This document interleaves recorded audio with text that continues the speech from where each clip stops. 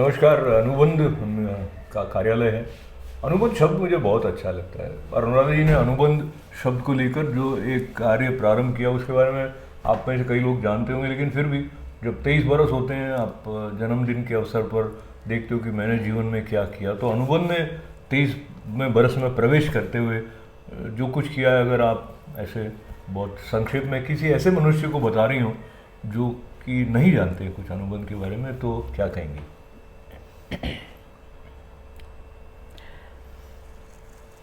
अनुबंध मेरी नियति रही होगी, डेस्टिनी, या ईश्वर का आदेश रहा होगा।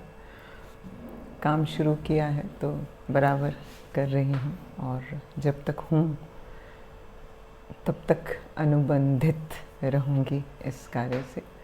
वृद्ध लोगों की या निराश्रित या दिव्यांग लोगों की देखभाल, ये ही है अनुबंध संक्षिप्त में।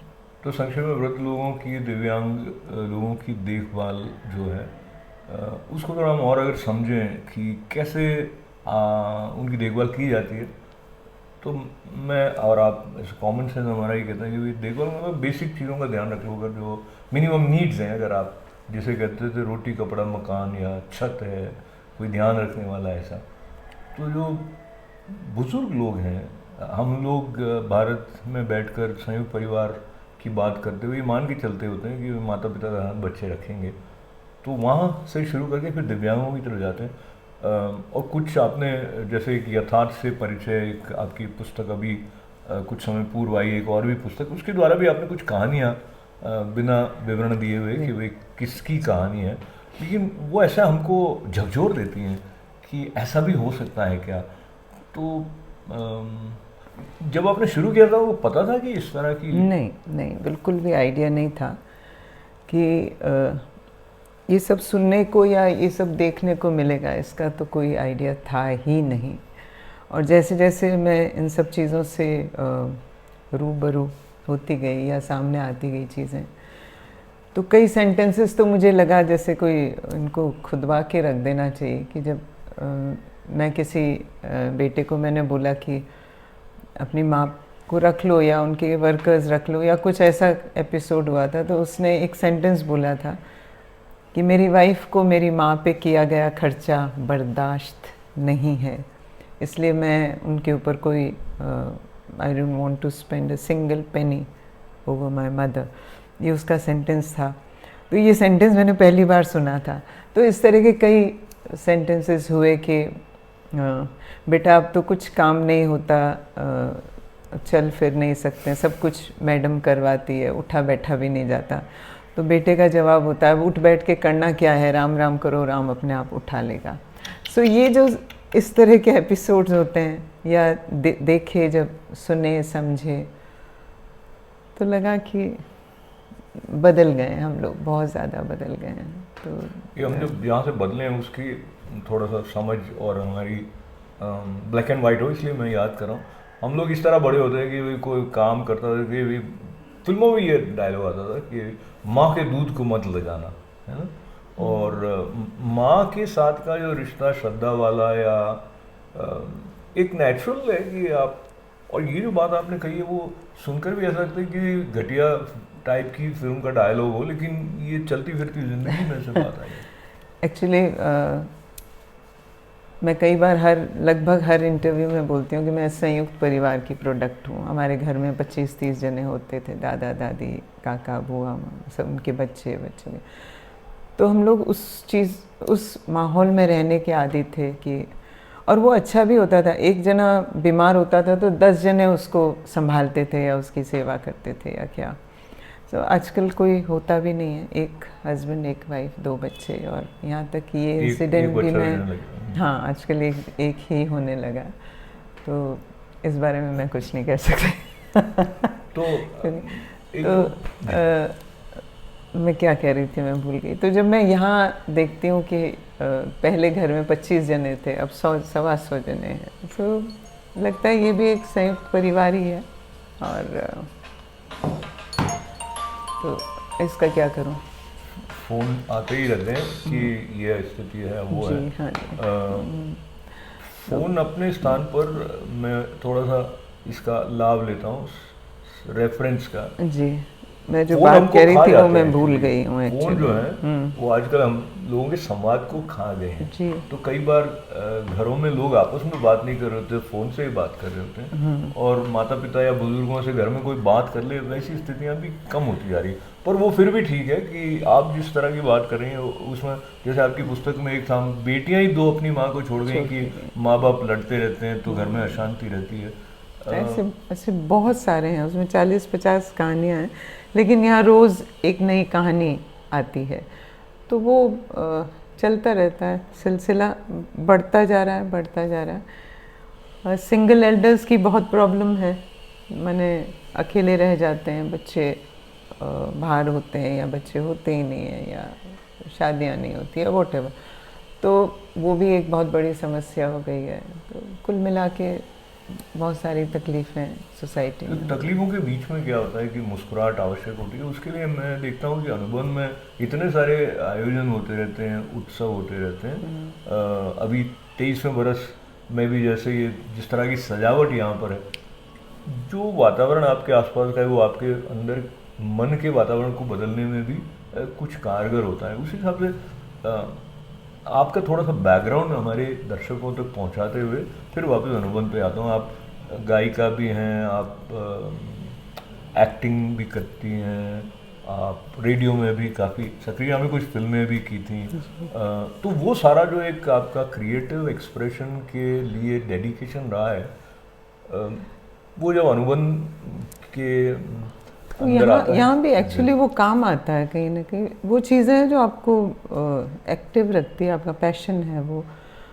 तो रूहानी जिसे हम बोलते हैं या आत्मिक या क्या, वो आपकी वो जो एक अर्ज है, उसको एक्टिंग की अर्ज या सिंगिंग की, या वो उसको सेटिस्फाई करती है, अच्छे से करती है। और यहाँ पे क्योंकि थोड़ा सा प्रेशर रहता ही है काम का, इतने सारे लोगों को मैनेज करने का, वो तो जब वहाँ जाते हैं, रिहर्सल में जाते हैं या शो करते हैं, तो कहीं थोड़ा सा शांति भी मिलती है और एक थोड़ा पॉजिटिव डाइवर्जन कह सकते हैं, वो भी हो जाता है। कुल मिला के दोनों संतुलित तो मैं अनुराग जी को बहुत बरस से ऐसे जानता हूँ। मैं रेडियो स्टेशन जोधपुर में काम करता था। मेरी यात्रा को मैं संक्षेप में ले रहा हूँ क्योंकि कहीं ना कहीं ऐसा होता है कि इतने सालों के बाद आप देखते हो कि एक मनुष्य अपनी यात्रा में कहाँ चला गया है, उसने क्या क्या किया है। वो एक रोचक बात आपके लिए यूँ हो जाएगी। मैं आकाशवाणी जोधपुर में था, आप वहाँ पर अनाउंसमेंट भी करती थी, ड्रामा भी करती थी। उस समय से मैंने देखा है आपको, जो आपका कलात्मक अभिरुचियाँ जो आपकी रही हैं। फास्ट फॉरवर्ड 25-30 साल बाद में मैं देख रहा हूँ, अब 23 साल से आप अनुबंध जो चल रहा है उसके बारे में बात करते हुए अब हम कुछ व्यवस्था संबंधी बातें करते हैं। देखिए, आज कहते हैं बात करने के पैसे लगते हैं, तो ये तो बहुत बड़ी बात है कि 100-125 लोग हैं जो घर वाले जिनका ध्यान नहीं रख रहे हैं, उनका अगर उनको आपको छत प्रोवाइड करना है, कुछ लोग रखने होंगे जो उनकी सेवा में हो, भोजन इत्यादि की व्यवस्था वगैरह हो, ये आपने सोचा था कि मैं कैसे करूँगी और कितना पैसा लगेगा क्या? नहीं, सोचा नहीं था, सोचा कुछ भी नहीं था। बस एक ऐसी इच्छा थी कि कुछ करना चाहिए। तो उसी वक्त ज़मीन खरीदी और 3-4 कमरे ज़रूर बनवा लिए थे, क्योंकि कुछ भी करने के लिए इंफ्रास्ट्रक्चर कुछ तो आपको चाहिए ही चाहिए। सो वो किया, 25 नवंबर 2002 को शुरू किया और 26 नवंबर को एक दादा आ गए थे जिनके 9 बच्चे थे और वो पिछले 10 दिन से मंदिर की सीढ़ियों में बैठे थे। तो मैंने अपने घर में मम्मी को फ़ोन किया, मैंने कहा मम्मी एक दादा आ गए हैं। तो मेरी मम्मी ने कहा पागल है क्या, कल तो खोला, दादा कहाँ से आ गए? मैंने कहा दादा आ गए, कह रहे 9 बच्चे हैं फिर भी सीढ़ियों पे बैठा हूँ, खाना दो। तो मेरी मम्मी ने कहा तू रुक, मैं आती हूँ। मम्मी घर में जितना भी सामान था खाने का, उसके साथ ही मम्मी गैस और चूल्हा और वो और सब लेके आ गई, सारा जो दाल सब्ज़ी चावल दाल जो भी है। उस दादा को हमने खाना खिलाया। उस वक्त ध्यान नहीं आया कि मेरे पास तो पलंग भी नहीं है क्या, तो मैंने फैक्ट्री फ़ोन किया एडवानी साहब को, मैंने कहा कुछ पलंग टेबल कुर्सियाँ भेजो। तो उन्होंने फैक्ट्री से सामान रवाना किया। तो घर का सारा सामान मम्मी ले आई, वहाँ से वो आ गया। खाना खा के उस दादा ने कहा कि मुझे हेडेक हो रहा है या कुछ, तो मैंने उसको एक दवाई दी और उसके पेट में खाना गया। वो शायद 4 घंटे हिला भी नहीं, सोया आराम से। और तो वो एक पहला वो था कि हमने कोई आया, उसको खाना खिलाया, उसको दवाई दी, उसको चाय पिलाई और वो चैन की नींद सो गया। तो ये क्या है?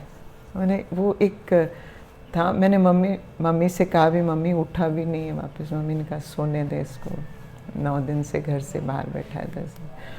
सो वो जो एक फीलिंग थी वो इतनी अजीब वो थी कि पहली बात तो ये कि अगले दिन ही वो आ गया कोई रहने के लिए, और फिर वो इस तरह से एकदम आराम से सो भी गया, खा भी लिया, सब कुछ हो गया।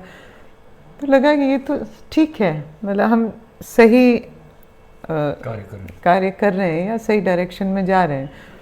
उसके बाद फिर सिलसिला आज तक चल रहा है। ये जो सिलसिले की बात है, इसमें बहुत सारे पहलू हम थोड़े थोड़े छू लेंगे आपकी अनुमति से। उसमें से एक होता है कि भाई लोग क्या कहेंगे, उसमें परिवार क्या कहेगा। उस दृष्टि से मुझे लगता है आपके माता पिता का, नरेंद्र जी का, पुत्र इत्यादि सबका, भाई बहनों का, सबका सहयोग रहा। तो बहन बैठी है इसलिए उनका उल्लेख करना आवश्यक हो जाता है। पर कई बार घर वाले कह देते हैं कि ये क्या कर रहे हो, मतलब नहीं, किसी ने नहीं कहा, किसी ने भी नहीं कहा। और जब भी मैंने ये किया कि मुझे कुछ करना है, मुझे उसके लिए जगह चाहिए, ज़मीन चाहिए, तो कहा ले लो, कुछ कमरे बनवा लो। सो सब कुछ, या कुछ चीज़ें नियति, मैंने पहले भी कहा था कि कई बार हम डेस्टिनी में विश्वास नहीं रखते, लेकिन कुछ चीज़ें होनी होती है, हो जाती है। सो वो हो भी गई, बन भी गया, चल भी। देखिए, मैं बाहरी आदमी की तरफ बात करूँ, हमारे दर्शक भी बाहरी से मतलब है जो इस तरह के ट्रैक पर अपने जीवन को नहीं देखा होता है, जिसमें सेवा प्रमुख हो जाती है इश्तेहार लगाने के लिए या पोस्ट लगाने के लिए, सचमुच वो एक पार्ट हो जाती है आपकी लाइफ में। तो उस तरह से कई बार उत्साह आता है और करता है कि करो, उसको सस्टेन करना वो बहुत भारी होता है, बहुत मुश्किल होता है। अगेन पता नहीं कैसे चल रहा। मेरा दायां बायां ठीक था, और ऊपर तो है ही है, एक तरफ मम्मी थी, एक तरफ अडवाणी साहब थे, ऊपर ईश्वर।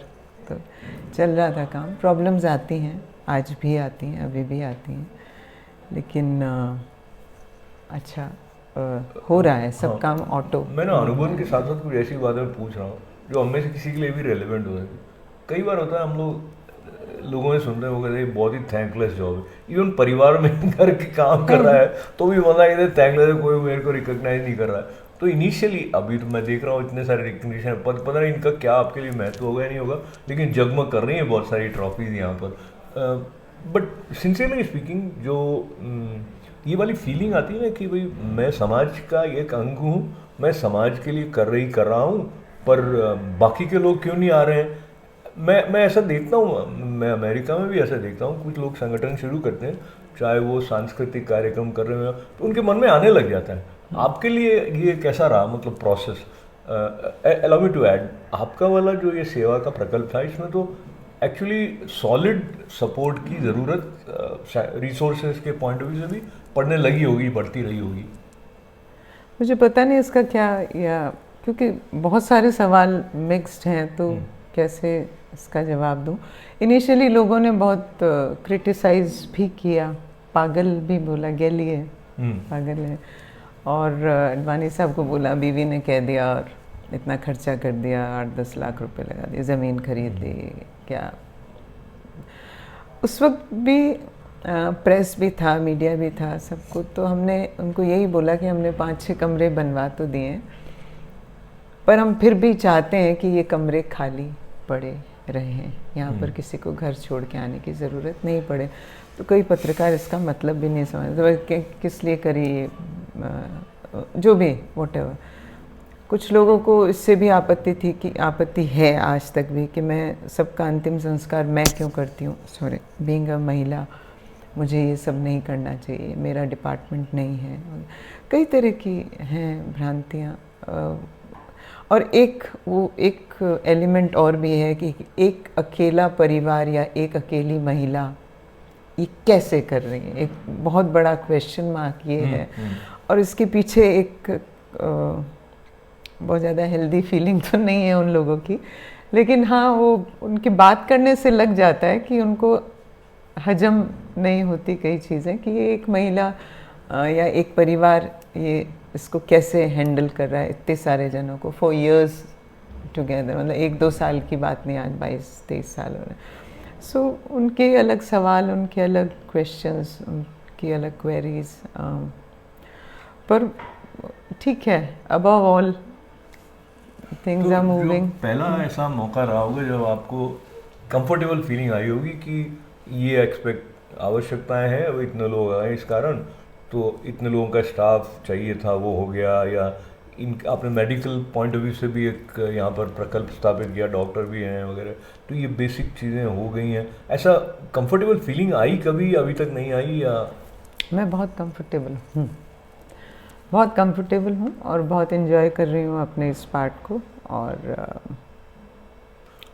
मुझे अच्छा लग रहा है। मैं इसके बगैर मुझे लगता नहीं कि मेरी लाइफ है कुछ, विदाउट अनुबंध मैं अपने अस्तित्व को इमेजिन भी नहीं कर सकती अब ना। मुझे नहीं पता मेरे पास कितना समय है, लेकिन जब तक है, जब तक हूँ, जब तक मेरे पास टाइम है, तब तक। टाइम और ऊर्जा दोनों ही मैं ऐसे जोड़ देता हूँ, क्योंकि शरीर में शक्ति हो, ऊर्जा की बहुत ज़रूरत है। और व्हाट नेक्स्ट क्वेश्चन आपके मन में आता रहता होगा शायद, उस तरफ नहीं जाते हैं अभी, पहले कुछ और बातें कर लेते हैं। तो ये जो इतने सारे, मैं काउंट भी नहीं कर पा रहा हूँ, इतने पुरस्कार हैं, इनमें से कुछ ऐसे होंगे जो बहुत बड़े होंगे, कुछ शायद उतने बड़े का मतलब संगठनों के नाम शायद पता नहीं होंगे, पर इनका क्या अर्थ रहता होगा आपके लिए? और बहुत सारे कार्यक्रम में आप स्वयं गई होंगे, कुछ यहाँ आके दे गए होंगे, या थोड़ा थोड़ा बताइए वो कैसा? सबकी अलग अलग है। मैं एक्चुअली पहले मैं सब अंदर रखती थी जो कहीं मिलते थे, लेकिन फिर कुछ लोग यहाँ आए और बोले कि हमने जो दिया वो कहाँ है। मैं बोला कहा अंदर रखने को थोड़ी दिया। अच्छा। एक इंस्टीट्यूशन ने बहुत बड़ी ट्रॉफी वो दिया था मुझे, वो बाय चांस गिर गया, कांच फूट गया, ये वो। मैंने कहा इसको कहाँ रखूँगी, तो मैंने उसको छोटा करवा लिया। तो उस बात पे भी काफ़ी उनका हाँ कि आप, हमने तो आपको इतना बढ़ा दिया, आपने उसको छोटा करके लगा दिया, ये तो कोई मतलब सम्मान का सम्मान नहीं हुआ। सम्मान का सम्मान नहीं हुआ। उसके बाद मैंने मतलब जो भी अब मुझे जो भी मिलते हैं तो मैं पहले लगा देती हूँ आके, क्योंकि यहाँ कभी कोई भी आके आ जाता है और वो इन सब में ढूंढता है मेरे वाली काम सही है। तो फिर मुझे उन सबको लगाना होता है। तरह तरह के जो आयोजन किए जा रहे होते हैं वो कितना इजी या डिफिकल्ट होता है?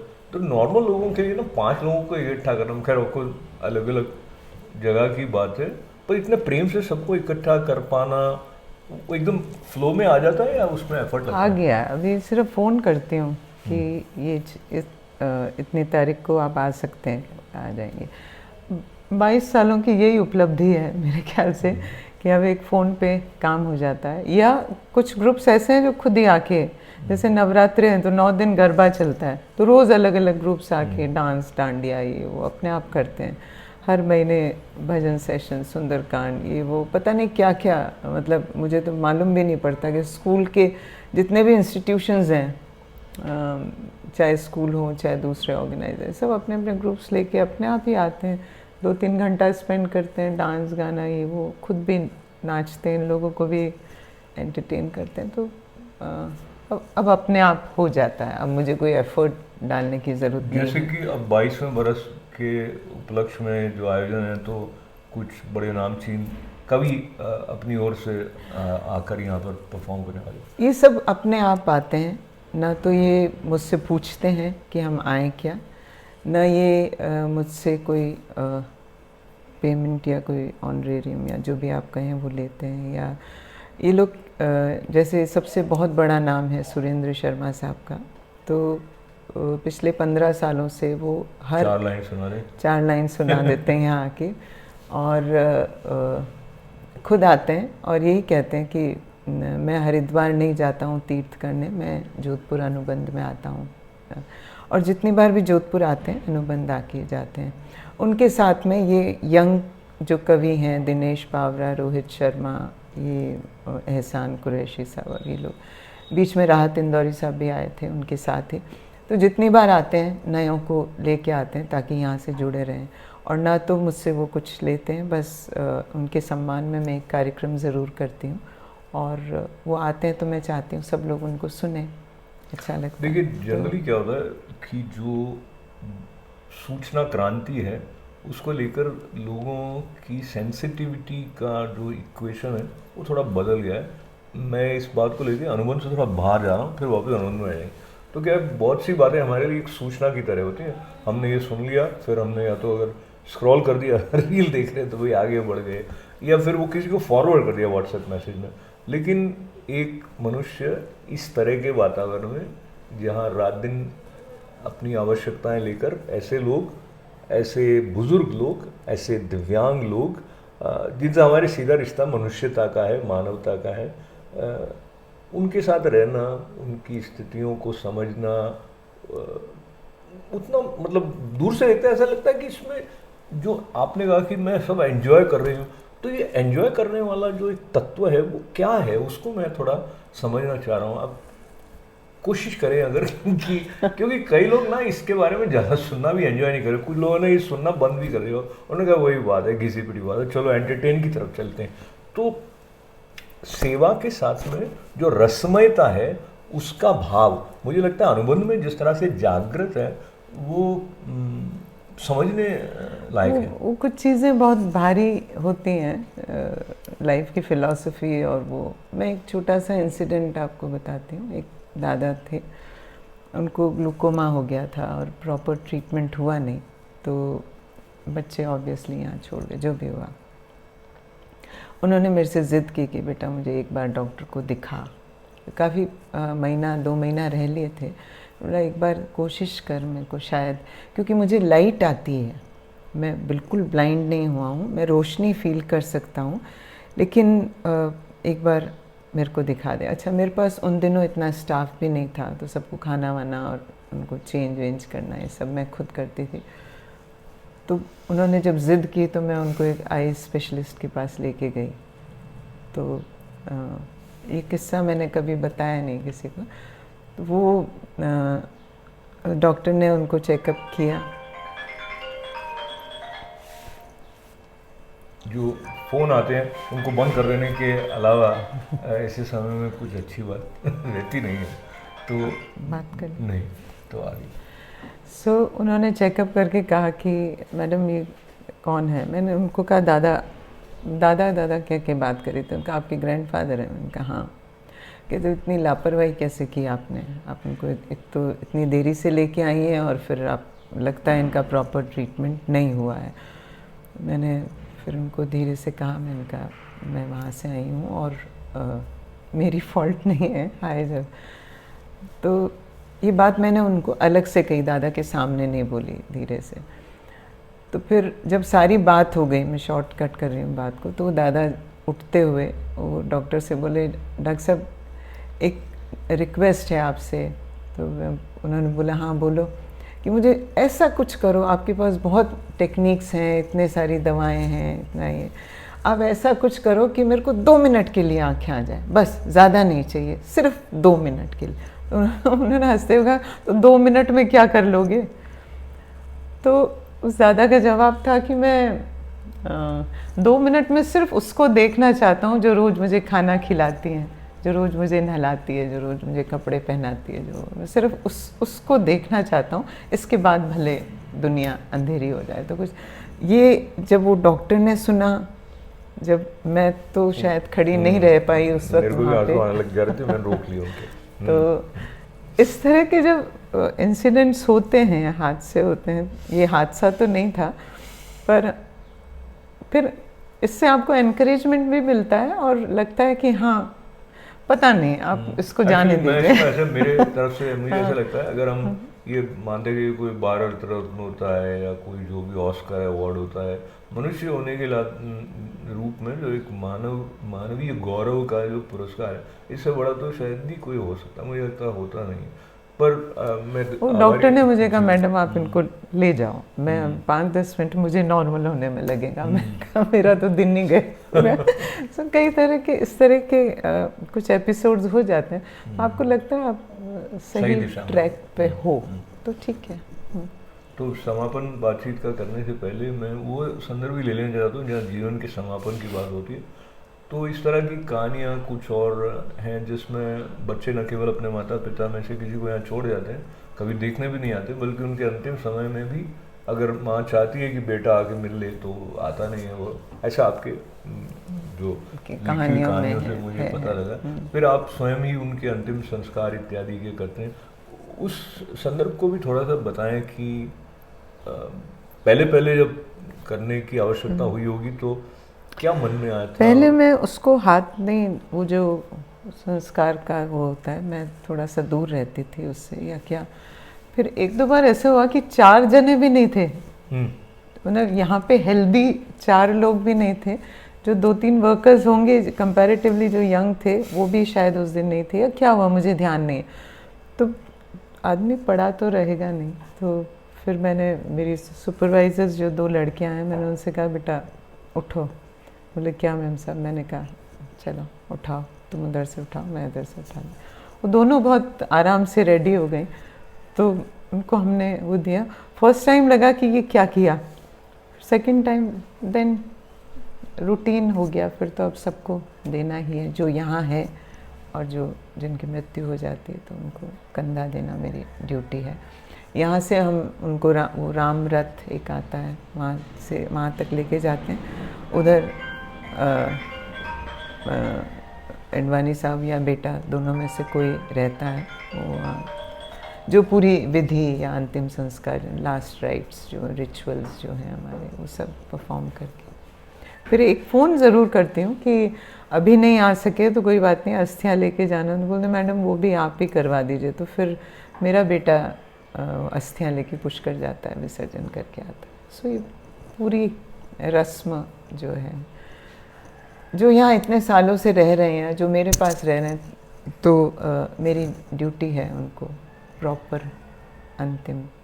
जो जैसे मुस्लिम्स हैं, वो मेरे को नहीं आता था पहले, तो मैंने एक ग्रुप को यहाँ कांटेक्ट किया। मैंने कहा एक कोई खाला जान है, वो गुज़र गई हैं, तो मुझे तो ये दफनाना या वो नहीं आता। तो उन्होंने गाड़ी भेजी, फिर मैं उनके साथ गई, प्रॉपर दफनाया। कुछ क्रिश्चियंस मेरे पास, क्योंकि सभी धर्म जाति के लोग हैं। तो रात को 8 बजे एक क्रिश्चियन दादी मिसेस मारी थी, उनकी डेथ हो गई थी। तो मुझे वो भी नहीं पता था। मैंने चर्च फ़ोन किया, चर्च से मैंने कहा रात हो गई। बोला हमारे यहाँ हम लोग रात दिन नहीं मानते। तो रात को 8 बजे वो कॉफ़िन लेके आए, उसमें वो मेरा पहला एक्सपीरियंस था। उसके बाद तो 3-4 क्रिश्चियन लेडीज़ का किया, कॉफ़िन मंगवा के उनको प्रॉपर सो धीरे धीरे। तो मैं ऐसे समेट नहीं रहा था अभी, जो हम सब एक हैं या मनुष्यता और ये सारी बातें जब कोई अपने जीवन में जी रहा हो, या किसी स्थान पे आपको लगे कि ये जागृत हैं, ये मूल्य, तो वो अपने आप में एक तीर्थ जैसा हो जाता है। वैसा निकल गया सब। तीर्थ को लेकर जब आप बता रही थी कि ये आरती इत्यादि भी होती है यहाँ पे, फिर अन्य धर्मों के जो भी हैं उस प्रकार से समापन सूचना के साथ में किया जाए तो अनुबंध के बारे में पता तो आप लगा ही सकते हैं। भारत में है तो किस तरह से आप जुड़ सकते हैं इस यज्ञ में, आप अपनी आहुति लगा सकते हैं, उसकी सूचना भी आपको मिल सकती है। पर मुख्य बात ये जो प्रेरणा है, वो अगर हमारे अंदर कोई सोया हुआ बीज है तो उसको जगाने का भी एक वातावरण इस तरह की बातचीत से बनता है। इसलिए मुझे लगा कि आपसे अनुरोध किया जाए। ये अनूप शब्द लेके अनुराधा जी के पास में अनुबंध में आ गए। तो मुझे लगता है कि जो आपका सवाल है आगे क्या, उसका जवाब भी वही देगा जिसने पहले क्या करते आपको यहाँ लाके इस रूप में सक्रिय किया। इसलिए उनके चरणों में इस वाली चिंता को आपके साथ डालते हुए आपके लिए आश्वस्ति की प्रार्थना के साथ में 22 वर्षों की जो ये यात्रा रही है उसके लिए बधाई दी जाए क्या, दे सकते हैं। शक्ति और अधिक हो ऐसी कामना के साथ में बहुत बहुत धन्यवाद। Thank you.